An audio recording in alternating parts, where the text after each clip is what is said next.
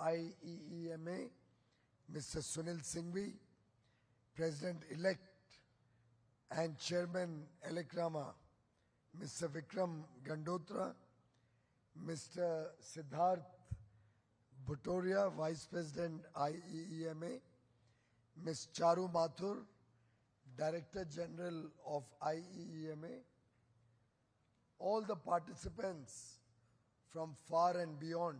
I'm given to understand we have nearly 500 participants from nearly 70 countries. A big thumbs up and a warm welcome to all of you. And to the friends from India. Truly delighted that ELECRAMA continues to power on. I have very fond memories of ELECRAMA over the years. I doubt I would have missed any ELECRAMA in the last 10 years, ever since 2014. Even though I was minister only between 2014 and 17, the love and affection you have all showered on me is something I shall always be grateful to all of you for. Of course, the electrifying presence of so many distinguished guests from across the world is indeed very, very satisfying. And I am absolutely sure that as India continues to grow from a $4 trillion to a $30 or $35 trillion economy until 2047, when we celebrate 100 years of independence, the electrical industry, the electronic industry will have a very major role to play in this journey, and I have no doubt that each and every one of you, stakeholders, suppliers, buyers, sellers, manufacturers, traders, dealers, the entire ecosystem will prosper as the nation prospers, will grow as the country grows, and will serve as we start playing a more important role in the world economy going forward. In fact, Honorable Prime Minister, when the country elected him for the third time as Prime Minister, had assured the nation that his government will put in 3 times more effort, will work at 3 times more speed, will expand the scale to 3 times larger, will work for 3 times bigger outcomes, and will impact the future of India and the people of India 3 times more in his third term.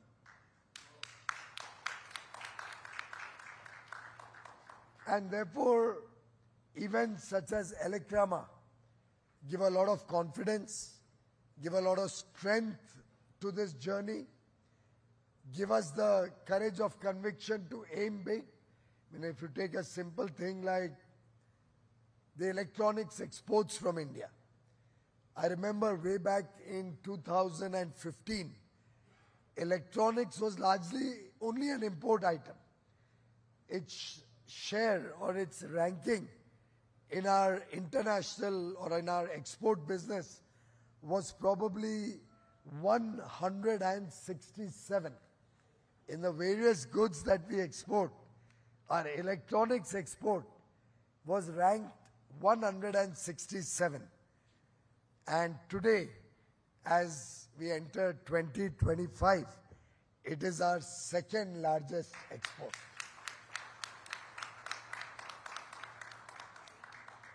Last month, the export of electronic goods was $3 billion in 1 month alone. It shows you the tremendous capabilities and power that each one of you has in your control, in your abilities. You know, very often, we ourselves undermine our abilities. We ourselves don't realize the true potential hidden within ourselves. And Therefore, events such as ELECRAMA, and within that, an event very appropriately titled Bharat the Vishwamitra for the friends from abroad. What we are writing there is India, the global friend, the trusted partner of all of you. And we pride ourselves today as a nation that looks at the world as one family, that wishes to work with all the countries across the world in a fair, equitable and balanced partnership with each other, that wishes to engage with the developed world from a position of strength, offering them goods and services at competitive and affordable prices, of high quality, supporting their economic growth, as well as working with other emerging economies as brothers, as equal partners, to support you wherever we can in your development priorities and to work with you to together capture the world. And friends, I think while your industry has been doing very well, there is a phase in Hindi, also possibly a movie, Ye Dil Mange More. This heart is perpetually not satisfied with what we have achieved. We aspire for much more. We desire for much bigger things. And I think that's the journey that I would like to invite all of you to be a partner in. A journey of progress for each one of you and your countries, along with the journey of India's growth towards a prosperous and developed India by 2047, when we celebrate 100 years of independence. Friends, New India is an India that's wanting to engage with the world with open arms. While of course, like every other country, we would like to be self-reliant.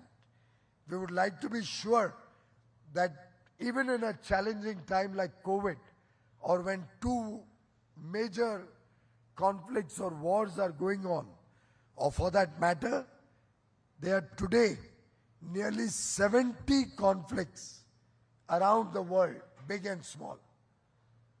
And we shouldn't undermine even the minor conflicts. For your information, it was only as recent as 2019, 6 years ago, that the Palestinian conflict or Ukrainian conflict or the Ethiopian conflict was categorized as a minor conflict in 2019.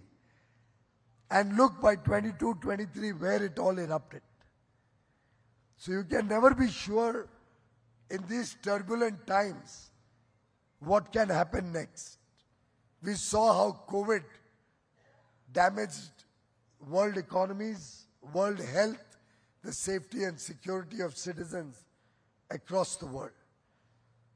But in these turbulent times, when we work together as partners, when we work together as friends, when we care for each other, when we have compassion amongst each other, when we are willing to look at the shared prosperity of our people and all the people of the globe, there's no power on earth that can stop each one of you and your countries and India looking for a brighter and better future for your citizens, for our citizens, for your businesses, for Indian businesses.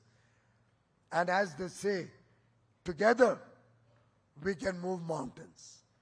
Together we can achieve the unsurmountable goals. Together we can aspire big, we can dream big, we can achieve big. And therefore, friends, let us work together towards more resilient supply chains. Let us work together to see how we can all upgrade our quality standards, look at providing to the world high quality goods and services. Let us work together to see the comparative or competitive advantages that different nations bring to the table. Everything will always not be possible to produce in one geography or one country at the most competitive or best prices of the best quality. There may be a product that you may do better than us. We'll be happy to import it from you. There may be a product where we have some technological edge or some domestic raw material or a talent that is available in India that helps us to compete better, to provide the good or the service at more affordable and competitive prices. India will get an edge on that. And there may be a product that a third country can do better than both of us. So be it. Because all of us also have to care for the consumer. We have to make sure the consumer gets a better deal. And protectionism, beyond a point, starts biting, starts hurting the consumer. And therefore, balancing the interests of industry, particularly the MSME sector, the micro, small and medium enterprises, along with the interests of consumers and customers, should be our biggest priority. And I must say, I'm very proud of the electronics and electrical engineering industry for the fantastic work you have done over the years. The journey of India's growth, our aspirations, could never have been complete but for the wonderful work this industry has done. As you might have read in the advertisement that ELECRAMA came up with only yesterday or day before, with the statistics that they laid out, we've almost doubled our transmission infrastructure. We've doubled our installed capacity of the country. We've doubled our renewable energy capacity in the last 10 years.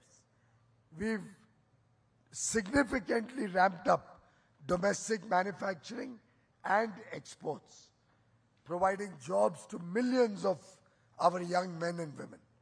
The startups in this industry are doing some fantastic, innovative work. Our Indian quality today is accepted across the world as high quality goods and services. But we cannot rest on our laurels. I think we need to expand further. We need to leverage the big demand that 1.4 billion aspirational Indians bring to the table. We need to leverage the better quality of life, the better standards of living that more and more Indians are enjoying, both through increased income, more disposable income, more spending power, particularly after the huge tax cuts for the middle class that have been announced in this budget. The opportunities for sale of your goods, for the investments that we are doing in infrastructure. Every year, our investments in infrastructure grow. We expect $130 billion to be invested in infrastructure projects in the coming year. The huge demand that households have, that growing industrial presence has, that commercial establishments in the last few years, we have set up 1,800 global capability centers. Most Fortune 500 companies today are present in India for their technology back office, for design, development, research, innovation. There's so much happening. So much real estate is being constructed. An estimate tells us that in the next 30 years, we will construct twice as much real estate as all of the real estate that is standing in India today. 30 years from now, India would have 3 times the number of buildings or number of offices or number of homes that stand today. You can imagine the huge market opportunity. And that, friends, will help us support demand in your sector as the world moves towards greater adoption of artificial intelligence, machine learning, data analytics, as 3D printing or 3D manufacturing becomes the order of the day, as better and better technologies get developed, as we work towards both sustainability and within sustainability, greater growth in renewable energy and greater growth in energy efficiency. I think the sky is the limit in terms of potential. Our focus is to develop skills and talent for a future-ready workforce. Our effort is to make sure that the huge talent pool that India offers, I'm sure many of you would be aware, India produces the highest number of STEM graduates, graduates coming out of science, technology, engineering, and mathematics. We produce the highest number of STEM graduates anywhere in the world. And by the way, 43% of them are our sisters and daughters, our women.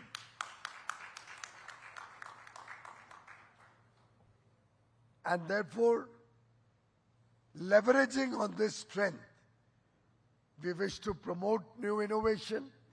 We are coming out with a huge government support program for public, private, and academia to partner in development of newer and newer, more energy efficient products, newer ways to provide services, newer automation tools, better electronics and engineering for vehicles, for lighting, for air conditioning, of all sorts.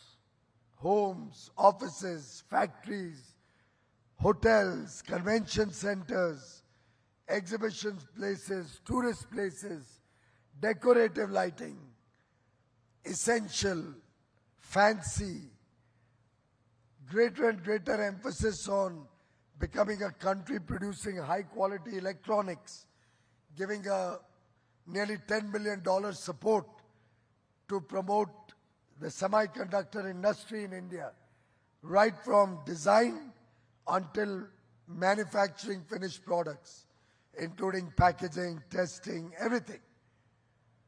There is a huge world of opportunity, friends, waiting for all of you.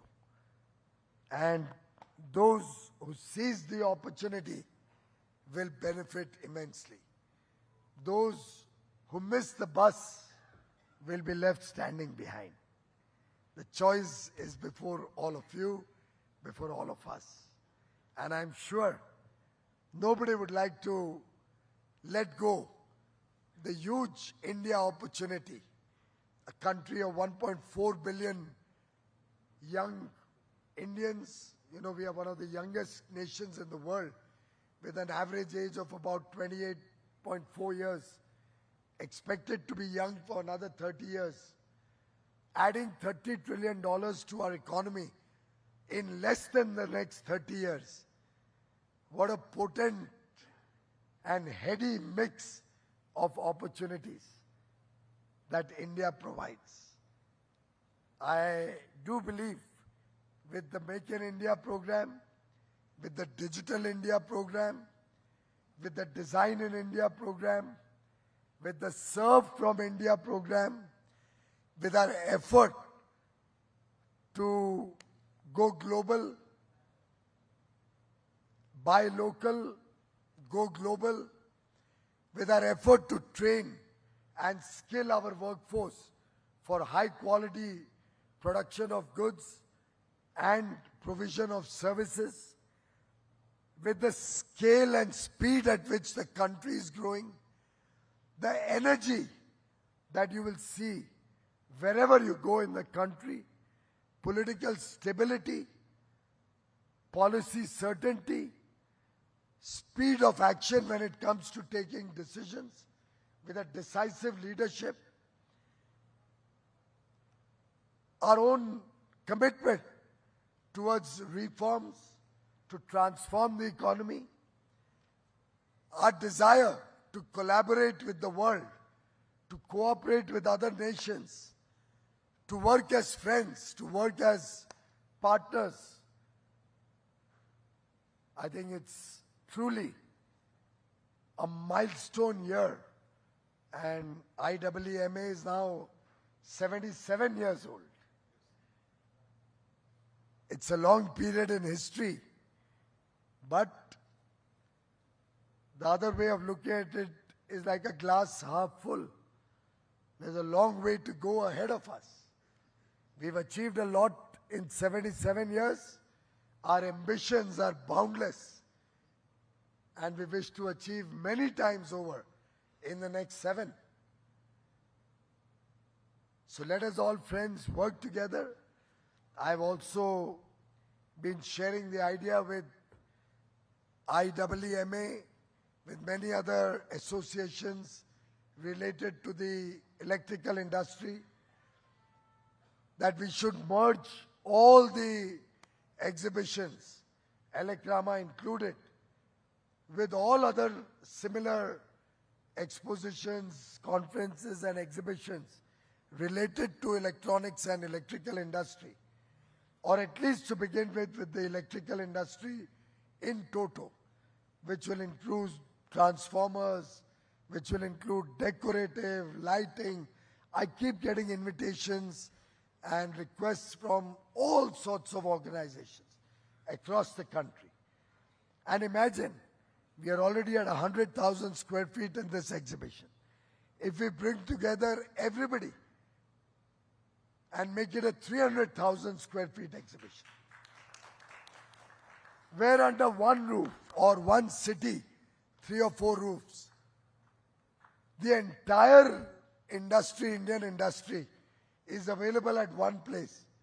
Instead of 500 buyers from 70 countries, I think you can aspire to get 50,000 buyers from 197 countries. Let's think big, let's aim big, and allow foreign companies also to come and showcase over there. Because we are not worried or scared of the competition. As I said, may the best man win. May the best company prosper. May each country provide what they are best at. Best quality, at the best price, from anywhere in the world. Let us showcase in India, so that the world's buyers know that for electrical, there is a one-stop shop, Bharat, that is India. Go to India, you will get to see the world over here. And I have the confidence, once we decide to do that, we can aspire in the next 5 to 7 years to reach $100 billion of international trade export from India. Let's stop thinking small. Let's think big. Let's be bold. And a beautiful life awaits all of you. Thank you very much, ladies and gentlemen.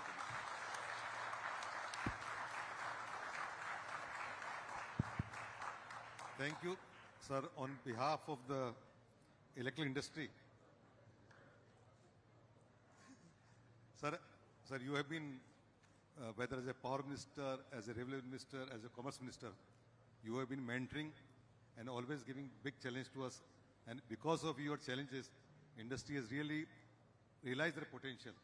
When we started LED program, nobody in the industry thought that we can implement LEDs at this scale in the country. When 2014, sir, your government took over, the installed renewable capacity was only 74,000 megawatt. Today, we are the 210 gigawatt in renewable and fuel mix.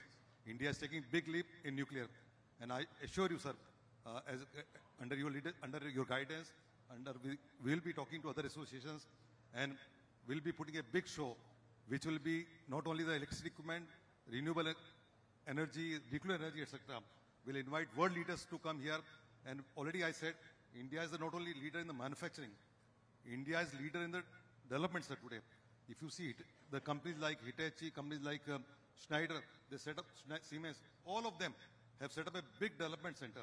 Another big business, as you advise, sir, services business. India, sir, from IT side, now I think there is huge potential of AI-driven electrical systems because managing grid will become challenging. And fourth area where India can supply people, there is no skilled manpower, sir. As you said, whether engineers or technicians, we have talent of people here. So we have infrastructure, we have talent, and we have capability. And sir, our export today, I should not say, is a very small percentage of total world market. Today, world electrical market is $1.5 trillion. And because of the renewable worldwide, it will be 3 times in next by 2032. And India should not be left behind because market will go to somebody. So we should not be left behind. So I request Vikram, I think on behalf of all of you, Indian manufacturers present, I think we have to commit to sir that India is committed to make it #1 in electrical equipment.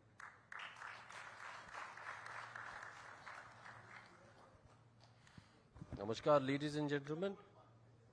Thank you so much, sir. Like me, I'm sure everybody here has got goose pimples with the motivation that you have given us. It is said that even Hanuman did not know how strong and powerful he was to fly to Sri Lanka. Sir, you have given that motivation to this industry that to believe in themselves that nothing is impossible. Today, the Indian electrical industry is growing very rapidly, sir. And our journey in ELECRAMA itself is a journey of growth of the industry. The way it has progressed over the years is phenomenal. You are right, sir, about India's population being so young and technically so strong that we will be a partner to the growth which will be there across the world in the electrical industry and bring prosperity, share the growth of prosperity in the populations all across the world. IEEMA, sir, is not 77 years old, it is 77 years young. We have a very good team of young at IEEMA, the new generation, which is doing a lot of innovative things, and we are bringing new ideas how all of us can grow very fast. Sir, Indian electrical industry will take a pledge to be the preferred supplier of the global requirement of all electronic equipment with the highest standards of quality. Your government, sir, has created a framework to bring an unprecedented growth in the electrical networks, which has led to growth of the electrical industry, bringing millions of people out of poverty and bringing them to prosperity with the transformation that electricity brings. And that is something which our fraternity will carry across the globe. Sir, in the end, I think we are very motivated, and we thank you very much for sparing this time and coming to address all of us here. Thank you, sir.